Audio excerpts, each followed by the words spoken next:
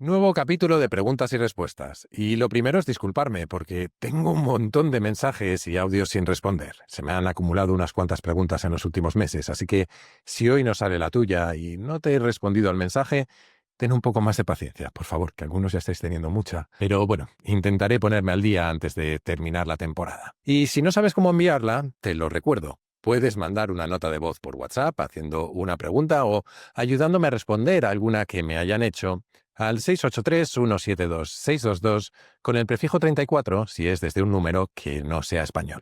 Eso sí, por favor. Intentad que no duren más de 2 minutos, que luego tenemos que ponernos a recortar y es toda una responsabilidad decidir qué dejar y qué quitar, además de un trabajo, claro. Y hoy no me voy a enrollar mucho más, porque hay mucha plancha que sacar adelante y tenemos un menú muy variado, con el que hablar de herejías, de las interfaces con las que nos relacionamos con la tecnología, de música, de cómo pensar en nuestra vida financiera y de algunas recomendaciones sobre pensamiento sistémico. Toma popurrí.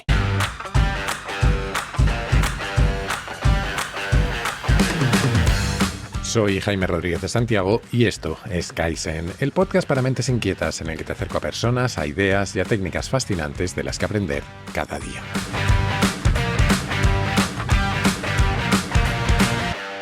Vamos directos al lío, empezando por un audio de Casi sobre dinero o cambios sociales o ideas heréticas, que es lo que me ha evocado a mí este mensaje. Hola Jaime, soy Casi, ¿qué tal estás? Este es un mensaje para ti, no para la comunidad. Vamos, si luego lo quieres comentar en la comunidad, fenómeno, pero es un mensaje para ti porque he escuchado hoy el primer capítulo de Dinero y a mí hubo un capítulo que me hizo un poco explotar la cabeza, que te voy a poner aquí el capítulo, perdona que se me ha cortado porque he intentado ir a verlo y no me deja. Es de Grace Rachmani, de un podcast muy interesante que se llama The World of Wisdom, con capítulos largos de entrevistas y demás. Entonces, Grace Rachmani está ocupándose ahora en modelos de gobernanza distribuida, cambiar un poco el concepto vital de la vida, de las desbocracias. Y ese capítulo merece mucho la pena para pensar diferente. Es un capítulo que habla de cómo tecnologías como blockchain pueden cambiar modelos que están muy estructuralmente definidos. Y este en concreto creo que tiene que ver mucho con lo que has empezado a decir de lo del dinero, por tal, básicamente tus primeras frases, la de que esto es lo que ha definido, tecnología que ha definido sociedades, tecnología que ha definido intercambios, y a lo mejor es el momento de cambiar esa tecnología a modelos más colaborativos, quitando parte de las partes menos positivas, que son pues esas en las que hay acumulación, hay desigualdades. Es un modelo súper interesante. Yo te recomiendo mucho que escuches ese podcast. Un abrazo muy fuerte y, como siempre, gracias. Bueno, pues ahí queda esa recomendación de Casi, que para quien quiera escuchar el capítulo que menciona, es de un podcast llamado World of Wisdom, que vamos a dejar enlazado en las notas. Personalmente no conocía a Grace Rachmani, pero creo que podemos hablar de algunas cosas fascinantes a raíz de este comentario. Empezando porque dedicamos la temporada pasada, me parece, un capítulo a celebrar las herejías. Y es que pienso que un aspecto esencial de lo que significa ser humanos es abrirnos a imaginar realidades que parecen impensables, a todos los niveles. A nivel individual, para mí, esto significa permitirnos ser un poco herejes con nuestras propias creencias, desafiarlas y plantearnos hasta qué punto aquello que es diametralmente opuesto a lo que pensamos está equivocado o no.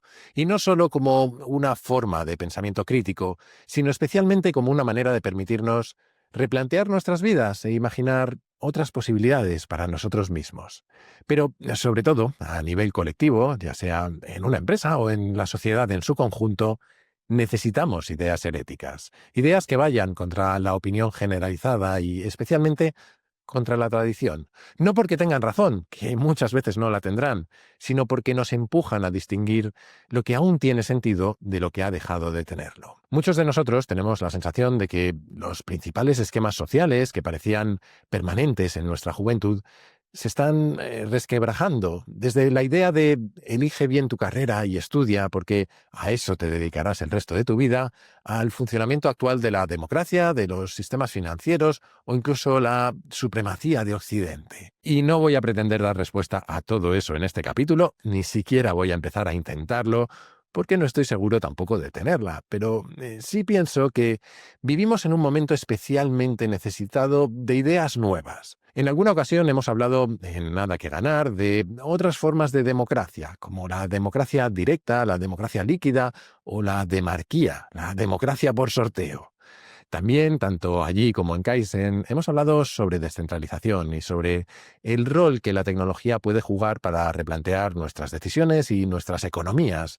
Y seguiremos haciéndolo, no porque nada de eso sea necesariamente la solución, sino porque creo que esos debates nos acercan a ella y también nos hacen conformarnos menos con lo que tenemos, la verdad. Y vamos ahora con Manuel, que trae dos preguntas muy diferentes, así que vamos a ver primero una y luego la otra. Empezando por una que va sobre interfaces. Hola Jaime, muchas gracias por tu programa como siempre y lo repetiré una mil veces. Lo recomiendo mucho a mis amigos. Intentaré ser breve.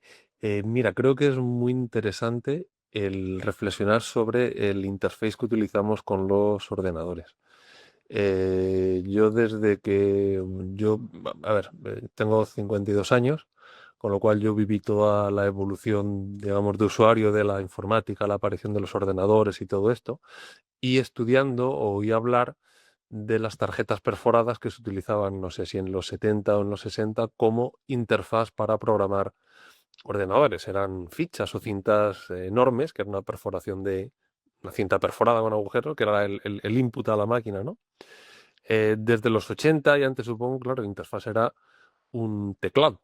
Al final escribíamos y fíjate que con toda la revolución y el cambio que ha habido en la informática, el interfaz sigue siendo el mismo. Quizá podríamos destacar el ratón y lo táctil, que básicamente es lo mismo, pero no hemos prescindido para nada, incluso lo hemos mantenido bastante bien, yo creo, el tema del interfaz, al fin y al cabo escribir a la máquina. Entonces, vale, de acuerdo que se ha interpuesto algo que puede ser la voz que replica lo que tú dices y lo escribe, pero como concepto, ¿no te parece que habrá una revolución, habrá un cambio drástico cuando se invente otro interfaz para comunicarnos con la máquina? ¿O esa interfaz es simplemente la voz? ¿O es, no sé, me parece interesante el tema. Me flipa este tema. Hay algo especialmente fascinante sobre las decisiones que tomamos a la hora de utilizar una tecnología. Un coche es básicamente un motor que impulsa un habitáculo con mayor o menor fuerza y mecanismos para regular esa fuerza, para frenar y para cambiar la dirección del desplazamiento. Claro que tras infinidad de pruebas acabamos convergiendo a una interfaz que consiste en un volante, una especie de timón como en los barcos, y unos pedales. Y tras un periodo de aprendizaje más o menos largo, que en algunos casos uno siente que nunca se completó del todo, quienes disfrutamos conduciendo acabamos percibiendo que el coche, a través de esa interfaz, es una especie de extensión de nosotros mismos. Decía Marshall McLuhan que damos forma a nuestras herramientas y a la vez ellas nos dan forma a nosotros. De alguna manera, eso es lo que sucede. Para una determinada tecnología, tras periodos iniciales de muchas pruebas, acabamos encontrando una interfaz que funciona lo suficientemente bien para un número suficientemente amplio de nosotros. Y en paralelo, nuestros cerebros, que son asombrosamente flexibles, se adaptan a esas interfaces. Volviendo a la informática, si nos centramos en las interfaces físicas, efectivamente puede no parecer que haya habido tanta evolución. Pasamos de las tarjetas perforadas y el papel a teclados y pantallas, y después al ratón como sistema para señalar y elegir visualmente. Y en ese sentido, lo táctil es o parece similar. Pero yo creo que si lo analizamos desde el punto de vista de cómo nos relacionamos con estas tecnologías, los cambios en realidad han sido gigantescos. No es que al principio fueran tarjetas perforadas y papel, es que interactuar con una máquina entonces implicaba pensar casi como ella, darle instrucciones en un lenguaje muy cercano a esos unos y ceros que procesa. Quien haya sufrido la tortura de programar en ensamblador sabrá a lo que me refiero. Y quien haya disfrutado de esa misma tortura, también. Ánimo a los que somos masoquistas. Pero a partir de ahí, poco a poco desarrollamos lenguajes de más alto nivel, más similares a cómo hablamos los humanos, o al menos a cómo razonamos lógica y matemáticamente. Y llegaron las pantallas y las ventanas y el ratón, y nos movimos a un mundo simbólico y visual en el que hay escritorios, carpetas, ficheros o papeleras que en realidad no existen, porque lo único que hay dentro del ordenador son electrones moviéndose a toda velocidad. Y luego llegó Internet y la web y pasamos a conectarlo todo, porque no solo conectamos máquinas entre sí, sino que inventamos una forma de conectar unos textos con otros, unas ideas con otras, aunque fueran a través de enlaces subrayados en azul. Y sí, llegó lo táctil y luego la voz y luego ya veremos. Pero es que aún hay otro nivel más de cambio en todo esto, porque si volvemos al principio, otra vez a las tarjetas perforadas y el papel, aquellos eran tiempos en los que íbamos físicamente a un ordenador de vez en cuando a hacer un cálculo. Después, cuando los PCs llegaron a las oficinas y a algunas casas, se hizo más pequeño y algo más presente. Ocupaba ya toda nuestra jornada laboral y casi todo nuestro trabajo, pero dependía de la información que de una forma u otra le lleváramos físicamente. Hasta que empezó a estar conectado y a ser la puerta a toda la información que necesitábamos, y con ello a dejar de ser un recurso que usábamos para hacer cosas, para convertirse en algo que reclamaba nuestra atención sobre las cosas que necesitábamos hacer, como responder el correo que acababa de llegar. Y luego se miniaturizó y pasó a estar siempre con nosotros, dentro y fuera del trabajo, hasta convertirse en lo que uno que yo me sé llama un espacio hiperpersonal, porque es una auténtica extensión de nosotros mismos y en particular de nuestra mente. El caso es que, a medida que sucedieron todos estos cambios, también se transformó la manera en la que vivíamos, comprábamos o nos relacionábamos con otros. Y ahora estamos a las puertas de otros nuevos cambios, seguramente destinados a hacer que la tecnología esté más presente que nunca y sea a la vez más transparente. Porque, por un lado, parece que por fin llegan las interfaces conversacionales con las que soñábamos de niños. ¿Quién no se acuerda de El coche fantástico?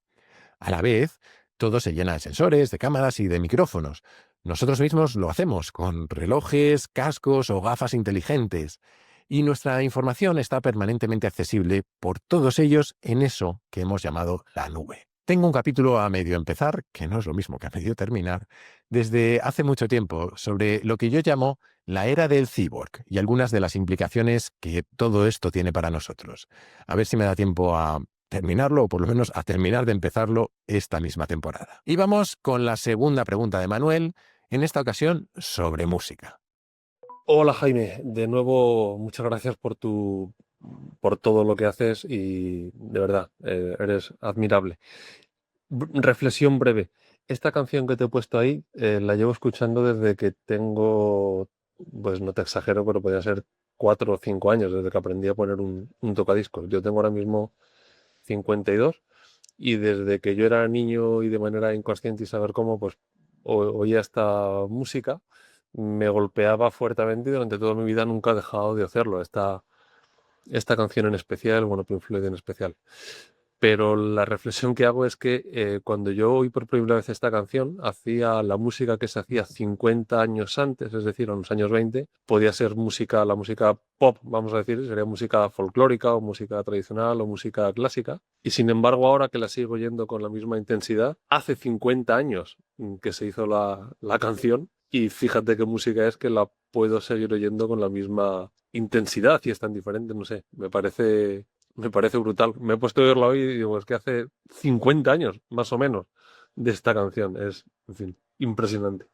La canción a la que se refiere Manuel es de Pink Floyd, que si no fuera porque seguramente me borrarían el vídeo de YouTube y me perseguirían cual peligroso criminal en todas las plataformas posibles, estaría sonando de fondo ahora mismo, porque sí, es un temazo, aunque me temo que mi percepción y la de Manuel tal vez estén un poco sesgadas. Creo que comenté algo en el capítulo que dedicamos a la nostalgia sobre los estudios que se han hecho en relación a cuál es la mejor música de la historia, que sin ningún tipo de dudas es la de mi adolescencia.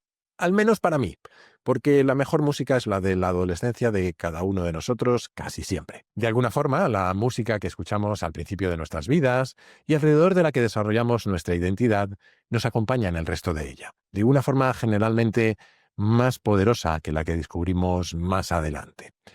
Y luego está Manuel, esa comparación que haces con cómo 50 años antes de esta canción, la música popular era clásica o folclórica y sin embargo hoy, 50 años después, sigue siendo vigente. Que me encantaría estar de acuerdo contigo, pero no sé si lo estoy del todo. A ver, sí, creo que el rock sigue teniendo vigencia y es una influencia fundamental en mucho de lo que nos rodea, y espero que por mucho tiempo, porque a mí me encanta. Pero ojalá me equivoque. No tengo yo nada claro que a mucha gente joven no le suene Pink Floyd como te sonaba a ti la música de los años 20. O peor aún, que la misma vigencia que le damos tú y yo al rock no fuera la que le daba la gente de 40 o 50 años a la música de los años 20 o 30 en los 70. Pero bueno, conviviremos con el paso del tiempo como podamos. Vamos a cambiar de tercio, aunque en realidad no del todo, porque vamos con una pregunta de Javier que tiene mucho que ver con cómo pensamos en el paso del tiempo de nuestras vidas, en este caso.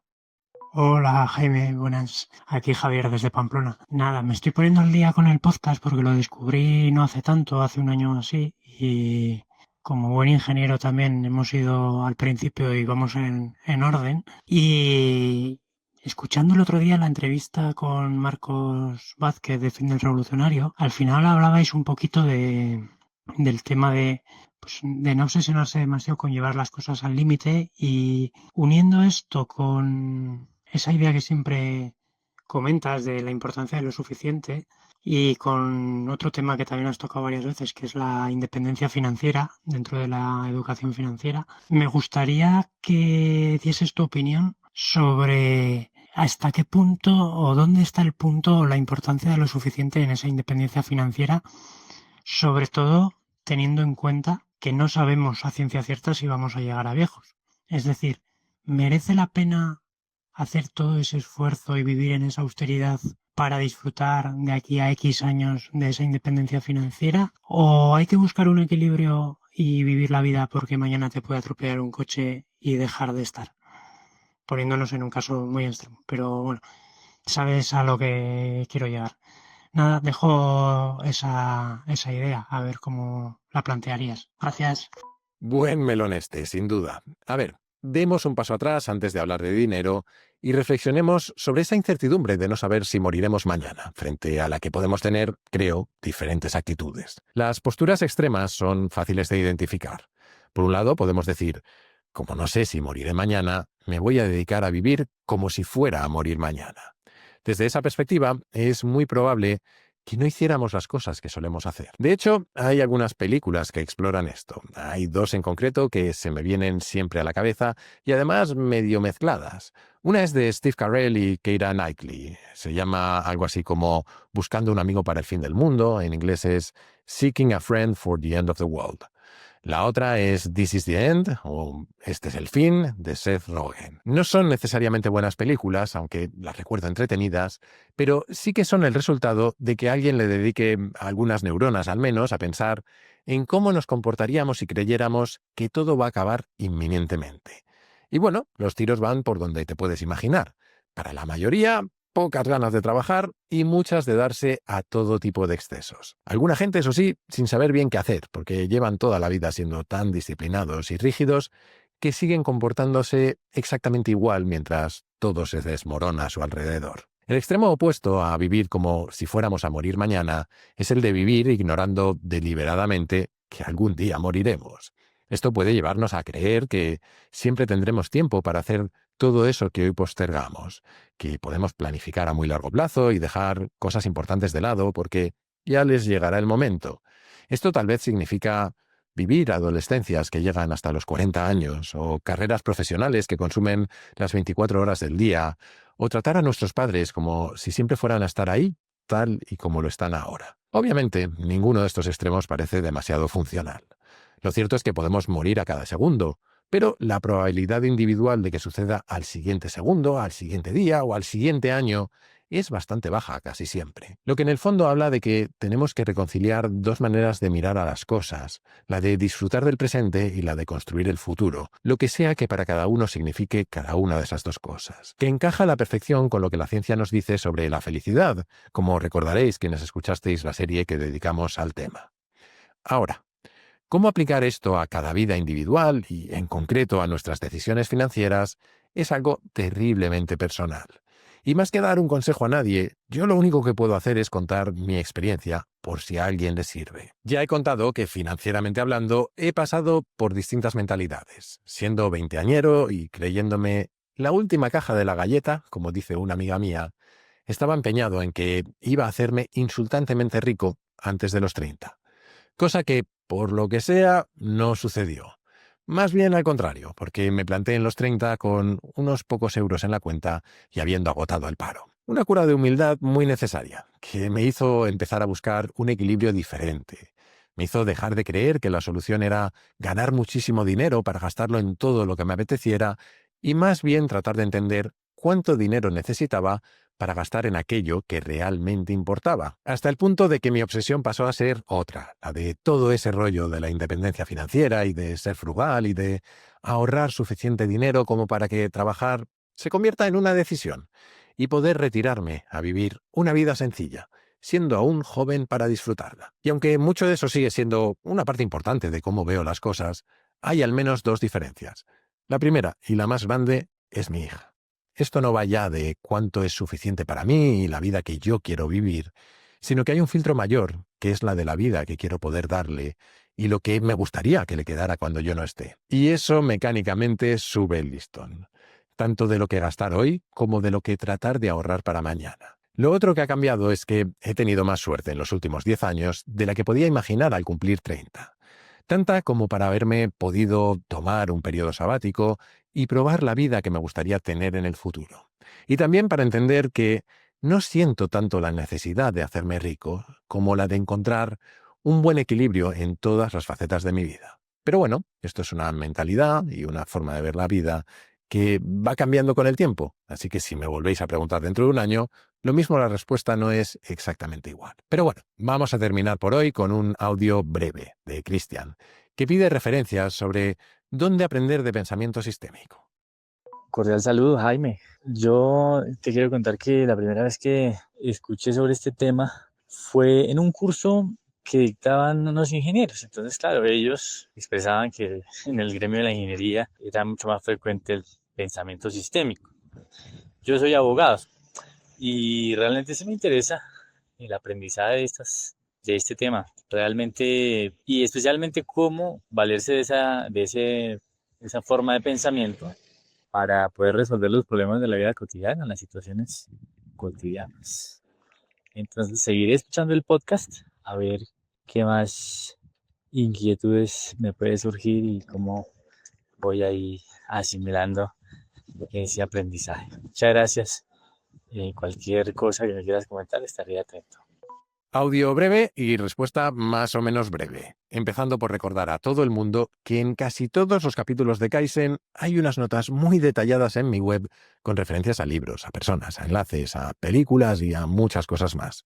Si queréis aprender más de algunos de los temas que tratamos, ese es el primer punto de referencia. En concreto, sobre pensamiento sistémico, en los capítulos que le dedicamos, hay dos libros que siempre recomiendo. El primero es un clásico, que además ahora está traducido al castellano. Thinking in Systems, Pensar en Sistemas, de Donella Meadows. Debo decir, eso sí, que me da la sensación de que es un libro que resonará especialmente con los ingenieros. No porque haya números, ni cálculos, ni nada así, que ya no me acuerdo, pero juraría que no hay nada de eso, y de haberlo es mínimo, sino porque la manera en la que lo explica y los diagramas que utiliza, al menos a mí, me recuerda mucho a cosas que vi en la carrera, pero es perfectamente asequible para cualquier persona a la que le interesen estos temas, dentro de que son temas, a veces, de agujetas neuronales. El otro libro es mucho más fácil de leer, aunque no está tan centrado en pensamiento sistémico. Es Upgrade, de mis queridos David Alayón y Mónica Quintana. Muchos lo conoceréis, es un libro muy Kaizen porque, en el fondo, habla mucho de cómo evolucionar constantemente en un mundo que cambia tanto. A David y a Mónica les entrevisté para el podcast, o sea que podéis empezar por allí también. Y puestos a recomendar amigos sobre este tema, no puedo dejar de recomendar a Javi González Recuenco.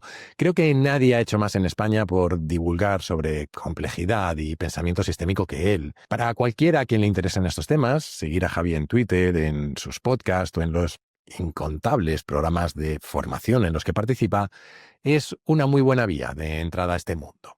Y de paso, es una garantía de unas cuantas risas. A veces un pelín incómodas, pero risas al fin y al cabo, porque nadie ha hecho tanto por la complejidad en España, ni seguramente tampoco por elevar el insulto creativo a la categoría de arte. Y hasta aquí el capítulo de esta semana. Kaizen y yo volveremos la que viene, pero como siempre te animo a suscribirte y recomendar el podcast allá donde lo escuches o veas, pero especialmente a tus amigos, que creo que es la mejor forma de que siga creciendo. Además, si quieres apoyarlo económicamente y ayudarme a que pueda hacer más y mejores contenidos, puedes unirte a la comunidad Kaizen, que tiene también un montón de ventajas. Tendrás acceso a un foro en el que encontrarás a otros curiosos compulsivos, recomendaciones de cientos de libros y películas, tendrás acceso a contenidos exclusivos como los guiones del podcast y a un feed privado para escucharlo sin publicidad y antes que nadie. También podrás reservar sesiones de mentoría conmigo, participar en los encuentros virtuales que hacemos cada mes y tener acceso prioritario a las grabaciones en directo. Vamos, que aunque pienso que el principal valor de verdad es ayudar a que el podcast siga adelante, he intentado que tengas muchos motivos para unirte.